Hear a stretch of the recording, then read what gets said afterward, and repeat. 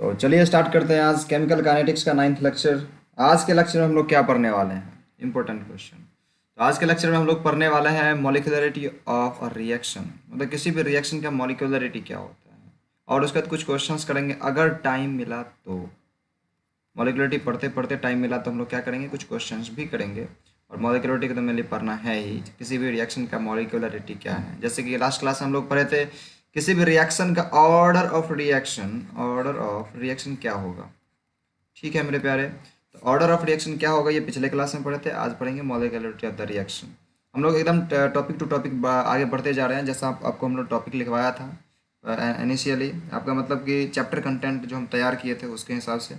और क्या पढ़ना है इसके अलावा, इसके आगे भी वो भी आपके पास पता होगा, तो वो नेक्स्ट क्लास में पढ़ेंगे। अभी तो हम लोग मॉलिक्यूलरिटी को देखते हैं अच्छे से। ऑर्डर ऑफ रिएक्शन क्या था? ऑर्डर ऑफ रिएक्शन ये जो लिखा हुआ है, ऑर्डर ऑफ रिएक्शन क्या था, जब हम कोई भी रेट लिखते हैं, रेट लॉ के अनुसार रेट लिखते हैं कि इंटू कंसनट्रेशन ऑफ ए का power X into concentration of B का power Y into concentration of D C का पावर जेड, देन उसका ऑर्डर ऑफ रिएक्शन जो होता है ना, ऑर्डर ऑफ रिएक्शन वो उसका जो एक्सपेरिमेंटली डिटरमाइंड वैल्यूज होता है सारे का समेसन होता है, यानी कि X plus Y plus Z, ये ऑर्डर ऑफ रिएक्शन हो जाएगा। हाँ जी नीरज, ये होता है अपना ऑर्डर ऑफ रिएक्शन। जब बात करते हैं कि मॉलिक्यूलरिटी क्या होता है, तो आइए हम लोग देखते हैं क्या है मॉलिक्यूलरिटी। मॉलिक्यूलरिटी देखिए कितने सुंदर सुंदर राइटिंग में लिखा हुआ। यहाँ लिखा है कि मॉलिक्यूलरिटी ऑफ अ रिएक्शन, मतलब किसी भी रिएक्शन का जो मॉलिक्यूलरिटी होता है ना, वो रिप्रेजेंट मतलब कि दिखाता है, दर्शाता है क्या चीज़, the number of reactant molecules participating in balanced chemical reaction. किसी भी बैलेंस्ड केमिकल रिएक्शन में, कोई अगर बैलेंस्ड केमिकल रिएक्शन है, उसमें टोटल कितना नंबर ऑफ रिएक्टेंट मॉलिक्यूल है, टोटल कितना नंबर ऑफ रिएक्टेंट मॉलिक्यूलर है, वही होता है मॉलिक्यूलरिटी। ठीक है, तो जैसे मान लेते हैं एक रिएक्शन हम लिख के देखते हैं। ठीक है, रिएक्शन से समझते हैं। मतलब एक रिएक्शन है अपना H2, मतलब हाइड्रोजन रिएक्शन कर रहा है क्लोरीन के साथ और बना रहा है क्या, HCl बना रहा है। बैलेंस करोगे तो यहाँ पे 2 लिखना पड़ेगा बस, और कुछ नहीं। ठीक है, ये हो गया। तो इसका मॉलिक्यूलरिटी क्या है, मतलब कि कितना मोल रिएक्टेंट। देखो पहले तो बैलेंस्ड केमिकल रिएक्शन लिखा होगा कहीं पर, मैं देखो यहाँ पे हम जरा सा अथी करते हैं इसको, हाँ भाई देखो यहाँ पे कहीं पे लिखा हुआ balanced chemical reaction. Balanced chemical reaction मतलब अगर आपको कोई केमिकल रिएक्शन दे और पूछे उसका मॉलिक्यूलरिटी क्या था, सबसे पहले क्या करिएगा, केमिकल रिएक्शन को बैलेंस करिएगा, संतुलित करिएगा। ठीक है, जब रिएक्शन संतुलित हो जाएगा उसके बाद काउंट क्या करना है, नंबर ऑफ रिएक्टेंट मॉलिक्यूल, मतलब कि टोटल कितना अभिकारक है जो कि पार्टिसिपेट कर रहा है, हाँ जो भाग ले रहा है किसी भी रिएक्शन में, तो वही क्या हो जाएगा, इसका मॉलिक्यूलरिटी हो जाएगा। जी बिल्कुल सही पकड़े आप। देखिए इसमें एक और दो, मतलब कि दो ही तो क्या है, रिएक्टेंट मॉलिक्यूल है, और मतलब बैलेंस करने के बाद भी इसका एक और एक दो मोल ही है, तो इसका ऑर्डर ऑफ रिएक्शन मतलब मॉलिक्यूलरिटी ऑफ द रिएक्शन क्या हो जाएगा, इसका मॉलिक्यूलरिटी दो हो जाएगा। ठीक है, अगर आपको दूसरा एग्जाम्पल हम कोई देते हैं, ये पहला एग्जाम्पल अगर है, अगर दूसरा एग्जाम्पल कुछ देते हैं आपको, एक H2 है बाबू, ये रिएक्शन कर रहा है O2 के साथ और दे रहा है क्या, H2O दे रहा है। ठीक है, इसको बैलेंस मतलब अब हम कहेंगे इसका मॉलिक्यूलरिटी निकाल के बताओ, तो कौन निकाल के बताओगे, जरा बताओ तो मॉलिक्यूलरिटी निकाल के। हाँ हाँ करिए तो।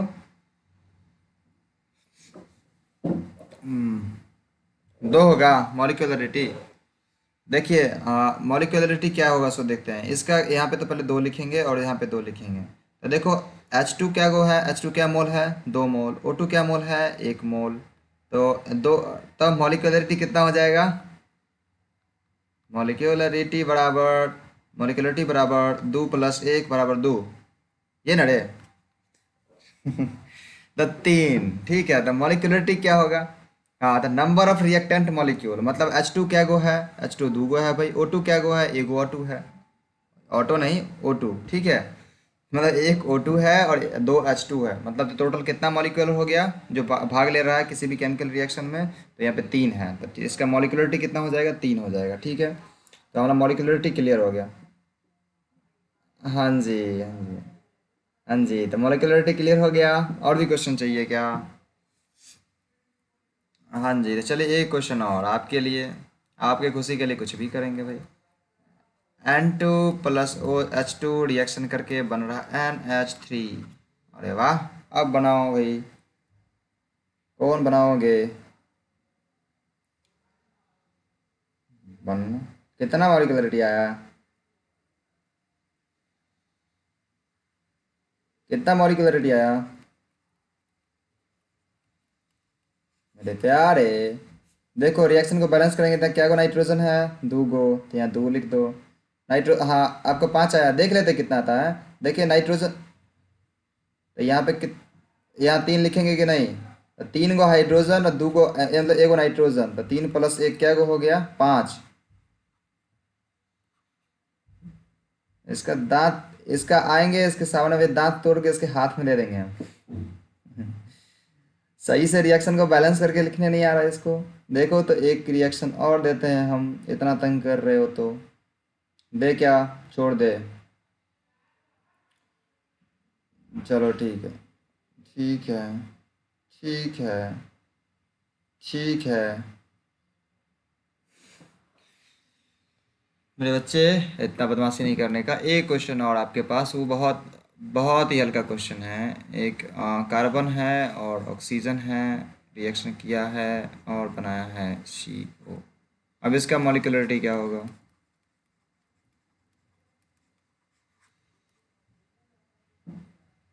बताओ बताओ। बताओ कितना आया? कितना आया? तीन आया? हाँ मेरे प्यारे। देखिए क्या नाइट्रोजन है ये, मतलब ऑक्सीजन, दो ऑक्सीजन है ना? दो ऑक्सीजन है ना, तो यहाँ तो दो लिखेंगे। अब बताओ यहाँ ऑक्सीजन क्या गो है? एगो। ऑक्सीजन क्या गो है? एगो। मतलब कार्बन एगो है, ऑक्सीजन एगो है, मतलब O2 मॉलिक्यूल एक मॉलिक्यूल है और कार्बन मॉलिक्यूल एक मॉलिक्यूल है। तो वन प्लस वन बराबर कितने हुआ? तीन। इसका मॉलिक्यूलरिटी कितने हुआ? तीन। कैसे मेरे बाबू? हम लोग मॉलिक्यूल कैसे काउंट करते? हम लोग सिर्फ यहाँ वाला काउंट करते हैं ना बाबू। मतलब नाइट्रोजन क्या गो है, हाइड्रोजन क्या गो है, क्लोरीन क्या गो है, हाइड्रोजन का गो, तुम जैसे काउंट करो दो गो ऑक्सीजन, तो यहाँ पे हम तो दो गो हाइड्रोजन काउंट नहीं करते क्या? दो गो कार्बन क्लोरीन काउंट नहीं करते क्या? थोड़ा सा कॉमन सेंस लगाइए मेरे प्यारे। बैलेंस नहीं हुआ? अरे हाँ, अरे हाँ, अरे हाँ, अरे हाँ, हम सो गए थे क्या?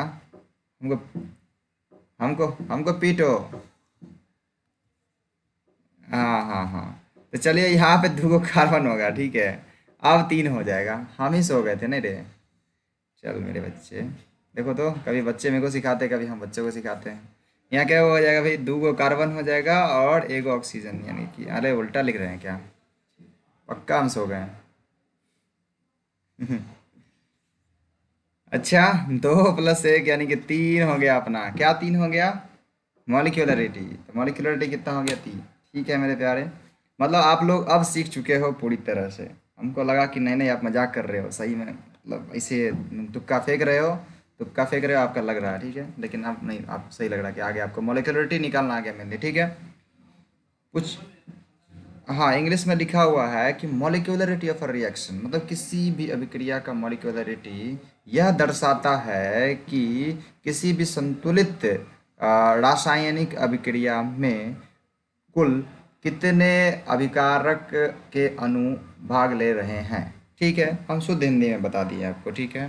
अब हम थोड़ा सा अंग्रेजी इंग्लिश में बताते हैं, इंग्लिश हिंदी मिक्स करके। किसी भी रिएक्शन का मॉलिक्यूलरिटी यह दर्शाता है कि उस बैलेंस, मतलब कि उस बैलेंस्ड केमिकल रिएक्शन में, उस संतुलित रासायनिक अभिक्रिया में कुल कितने अभिकारक प्रेजेंट हैं, कुल कितने अभिकारक भाग ले रहे हैं, ठीक है।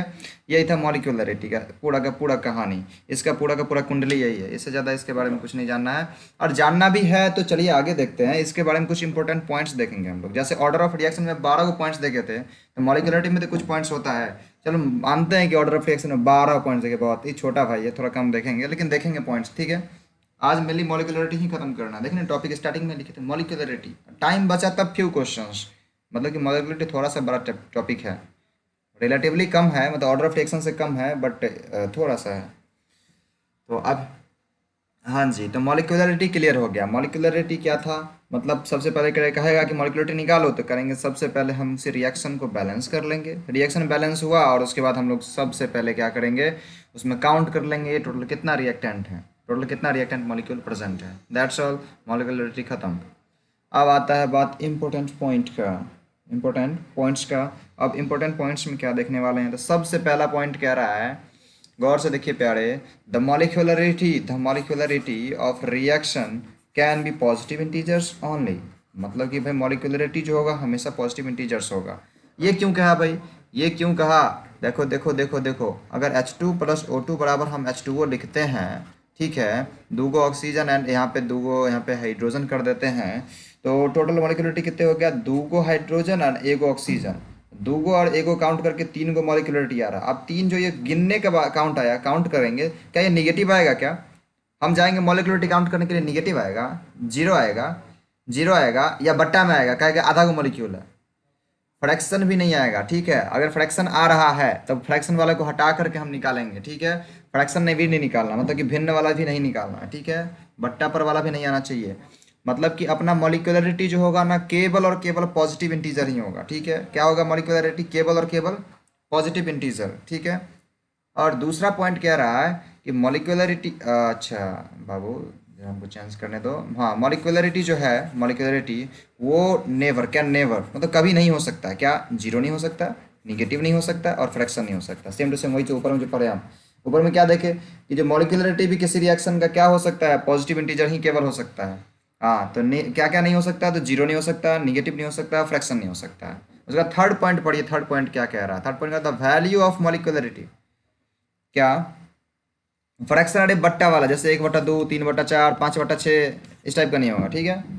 हाँ जी, हाँ जी।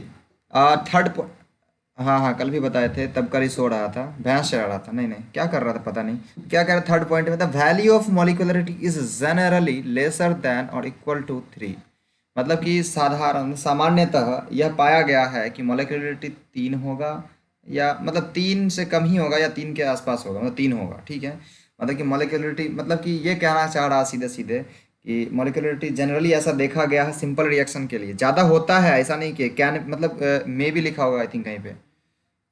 मतलब जनरली, हाँ जनरली मतलब सामान्यतः, मतलब ऐसा देखा गया है। और बहुत सारे केसेस है जिसमें तो मॉलिक्यूलरिटी 15-15 भी पाए जाते हैं, लेकिन हम यहाँ पे बोल रहे जनरली। जनरली रिएक्शन, मतलब किसी भी रिएक्शन का मॉलिक्यूलरिटी क्या होगा? 3 या 3 के छोटे होंगे, 3 या 3 से छोटे होंगे, ठीक है। तो ये ठीक है, ये पॉइंट भी क्लियर। हाँ जी। और उसके बाद कह रहा है चौथा पॉइंट। चौथा पॉइंट गौर से सुनिएगा। हाँ जी, स्क्रीनशॉट लेना आई थिंक। तनिया और पीछे, अरे क्लास खत्म होने देते हैं मेरे प्यारे। ले लो स्क्रीनशॉट। सन संतुष्ट हो जाओ, संतुष्ट हो जाओ, लो संतुष्ट हो जाओ। आपके लिए तो कुछ भी करेंगे मेरे प्यारे। अब देखिए ये पॉइंट, इसमें क्या कह रहा है? For elementary reaction, for elementary reaction, मतलब किस कौन सा रिएक्शन भाई? एलिमेंट्री रिएक्शन क्या है? देखो हम कल पढ़ाए उसका यूज़ कर रहे हैं, फॉर एलिमेंट्री रिएक्शन। मतलब जो अपना वैसा रिएक्शन जो एक स्टेप में कंप्लीट हो रहा हो, उस रिएक्शन के लिए हम बात कर रहे हैं, ठीक है। तो for elementary reaction order of reaction and molecularity will be same. मतलब कि, मतलब क्या? ऑर्डर ऑफ रिएक्शन और मॉलिक्यूलरिटी दोनों सेम होगा किसके लिए? ऑर्डर ऑफ रिएक्शन और मॉलिक्यूलरिटी दोनों सेम होगा किसके लिए? बताओ बताओ बताओ। ऑर्डर ऑफ रिएक्शन और मॉलिक्यूलरिटी दोनों सेम होगा किसके लिए? Will be same. किसके लिए सेम होगा? एलिमेंट्री रिएक्शन के लिए। एलिमेंट्री रिएक्शन का बात करेगा, हाँ एलिमेंट्री रिएक्शन के लिए बात करेगा। अगर उसका ऑर्डर पता है मतलब आपको मॉलिक्यूलरिटी पता है, अगर मॉलिक्यूलरिटी पता है मतलब ऑर्डर पता है, ठीक है। मतलब कि इसका क्या मतलब हुआ? इट मीन्स, मतलब इसका मतलब यह है कि एलिमेंट्री रिएक्शन के लिए molecularity is equals to order of reaction, ठीक है, वही लिख दिए हैं हम। और उसके बाद क्या कह रहा है? पांचवा पॉइंट, चौथा पॉइंट क्लियर। पांचवा पॉइंट कह रहा है देयर इज नो मीनिंग, मतलब इसका कोई मीनिंग नहीं निकलता है कि मॉलिक्यूलरिटी, मतलब कम्प्लेक्स रिएक्शन का भी मॉलिक्यूलरिटी हो। द कम्प्लेक्स रिएक्शन के मॉलिक्यूलरिटी की बात ही नहीं करेंगे हम लोग, ठीक है। 1 मिनट रुकिए, तो मॉलिक्यूलरिटी की बात करते करते थोड़े से 1 मिनट रुकिए, एक कॉल आया है। तो मेरे बच्चे देख रहे थे हम लोग फोर्थ पॉइंट। फोर्थ पॉइंट में क्या देखे थे? फोर्थ पॉइंट में देखे हैं फॉर एलिमेंट्री रिएक्शन, मतलब किसी भी एलिमेंट्री रिएक्शन के लिए ऑर्डर ऑफ रिएक्शन और मॉलिक्यूलरिटी क्या होता है? सेम होता है। क्या होता है? क्या होता है रे? सेम होता है। For elementary reaction order of reaction और मॉलिक्यूलरिटी क्या होता है? आवाज नहीं जा रहा है क्या? Hello hello hello, am I audible? हम लोग फोर्थ पॉइंट देख रहे थे। फोर्थ पॉइंट में क्या बताएं हम? कोई बताओ तो अपने से, अपने मुख से। फोर्थ पॉइंट में क्या बताएं हम? फोर्थ पॉइंट में बताएं कि किसी भी एलिमेंट्री रिएक्शन के लिए मॉलिक्यूलरिटी और ऑर्डर ऑफ रिएक्शन क्या होता है? बराबर होता है, और मॉलिक्यूलरिटी और ऑर्डर ऑफ रिएक्शन बराबर होता है। चौथे पॉइंट में यही बताया है कि किसी भी एलिमेंट्री रिएक्शन के लिए ऑर्डर ऑफ रिएक्शन और मॉलिक्यूलरिटी बराबर होता है, ठीक है। और बात कर रहे थे पाँचवें पॉइंट में, तो पाँचवें पॉइंट में हम बताएं आपको कि पाँचवा पॉइंट में बताएं कि अगर कम्प्लेक्स रिएक्शन है तो कम्प्लेक्स रिएक्शन के लिए हम लोग मॉलिक्यूलरिटी का बात नहीं करेंगे। मतलब कम्प्लेक्स रिएक्शन के लिए मॉलिक्यूलरिटी का कोई भी मीनिंग ही नहीं है, कोई मायने मतलब नहीं है। अगर अपना कॉम्प्लेक्स रिएक्शन है, कॉम्प्लेक्स रिएक्शन, तो मतलब कॉम्प्लेक्स रिएक्शन के डोमेन में जब जाएंगे, मतलब कॉम्प्लेक्स रिएक्शन की दुनिया में जाएंगे, तो इसमें मॉलिक्यूलरिटी की कहीं भी चर्चा नहीं होगा, क्योंकि इसका कोई मीनिंग नहीं निकलता है। कॉम्प्लेक्स रिएक्शन के थी में दुनिया में कोई भी मतलब नहीं निकलता है, ठीक है मेरे प्यारे। मॉलिक्यूलरिटी का कोई मायने मतलब नहीं है कॉम्प्लेक्स रिएक्शन की दुनिया में। पांचवा पॉइंट यही है, चौथा पॉइंट क्लियर है। और छठा पॉइंट क्या कह रहा है कि molecularity of a reaction is invariant, मतलब कि वो चेंजिंग नहीं होगा, टाइम के साथ बदलेगा नहीं। मॉलिक्यूलरिटी हमेशा फिक्स होगा। मॉलिक्यूलरिटी क्या होगा? फिक्स होगा। इनवेरिएंट कहने का मतलब वैरी नहीं करेगा, ठीक है, चेंज नहीं होगा। मॉलिक्यूलरिटी हमेशा फिक्स होगा, ठीक है। बट ऑर्डर ऑफ रिएक्शन में वेरिएंट, मतलब चेंज हो सकता है भाई, ऑर्डर ऑफ रिएक्शन चेंज हो सकता है, लेकिन क्या चेंज नहीं होगा? मॉलिक्यूलरिटी चेंज नहीं होगा। ये पॉइंट भी क्लियर, ठीक है। मॉलिक्यूलरिटी चेंज हो सकता है, मतलब कि क्या कहते हैं, इनवेरिएंट, मतलब कि चेंज नहीं हो सकता है। मॉलिक्यूलरिटी दगा नहीं देगा, ठीक है, वो धोखा नहीं दे सकता है, बेवफा नहीं है। लेकिन ऑर्डर ऑफ रिएक्शन क्या कर सकता है? समझ रहे हो ना? काट के नहीं दगा दे सकता है। हाँ जी, हाँ जी, यही कहना, काट के नहीं नहीं यही कहना चाह रहे थे हम, ठीक है। तो तुमको मॉलिक्यूलरिटी के साथ रहना है, काहे कि ये दगा नहीं देगा। मतलब कि किसी का नहीं कटेगा यहाँ पे, सीधे से बात। बाकी चलो, अरे छोड़ो ये सब, थोड़े अपर लेवल की बातें हैं, समझोगे। चलो, हम लोग का मतलब मेनली मॉलिक्यूलरिटी खत्म। मॉलिक्यूलरिटी का टॉपिक यहीं तक था, पॉइंट यहीं तक था, ठीक है। मॉलिक्यूलरिटी का पॉइंट यहीं तक था। तो हमने देखा मॉलिक्यूलरिटी क्या है, फिर मॉलिक्यूलरिटी के कुछ पॉइंट्स देखे, फिर क्वेश्चन पिछले क्लास में भरा नहीं, पड़ते चला, तो देख